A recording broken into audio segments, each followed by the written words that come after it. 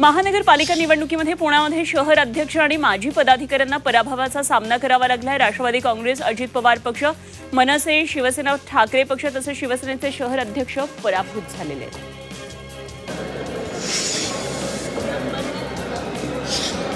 पुण्यामध्ये फेरमतमोजणीमुळे मतमोजणीला विलंब झाला। अनेक विभागांमध्ये चुरशीची लढत झाली, त्यामुळे कमी मतांचा फरक असल्याने फेरमतमोजणी केली जात होती।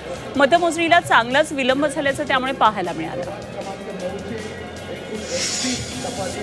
पुण्यामध्ये रवींद्र धंगेकरांच्या मुलाचा पराभव झाला। प्रभाग क्रमांक 24 मधून भाजपचे गणेश बिडकर यांनी तब्बल 9,000 मतांनी त्यांचा पराभव केला।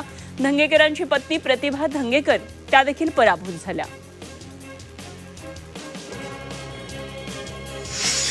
नाशिकच्या येवल्यामध्ये काँग्रेस कमिटीचे अध्यक्ष मंगल परदेशी यांची घराबाहेर लावलेली दुचाकी अज्ञात व्यक्तीनं पेटवून दिली होती। तात्काळ आग विझवण्यात आली। राजकीय वैमनस्यातून बुलेट पेटवल्याचा संशय व्यक्त केला जातोय।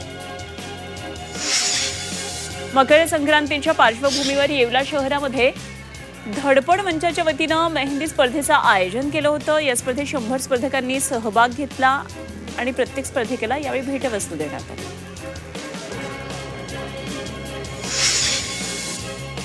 निफाड तालुक्यातल्या नांदूर मध्यमेश्वर पक्षी अभयारण्यामध्ये निसर्ग वाचनालयाची सुरुवात करण्यात आली आहे। अरण्य ऋषी मारुती चिदंपल्ली यांच्या नावानं हे वाचनालय सुरू करण्यात आले। विविध पक्ष्यांची माहिती देणारी सुमारे 200 पुस्तकं या वाचनालयामध्ये उपलब्ध आहेत।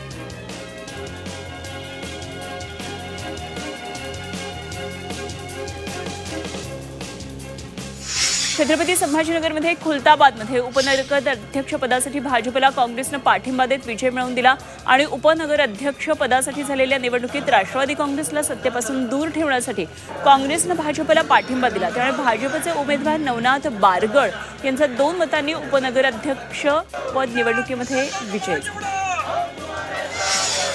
छत्रपती संभाजीनगरमध्ये एमआयएम पक्षाला मोठा विजय मिळाला। 33 जागा जिंकत एमआयएम दुसऱ्या क्रमांकाचा पक्ष ठरलाय आणि एमआयएमनं महाराष्ट्रामध्ये कुठल्याही शहरामध्ये इतक्या जागा जिंकलेल्या नाहीत आणि या विजयाचा आनंद साजरा करण्यासाठी एमआयएमनं रॅली काढत जोरदार शक्ती प्रदर्शन केलं।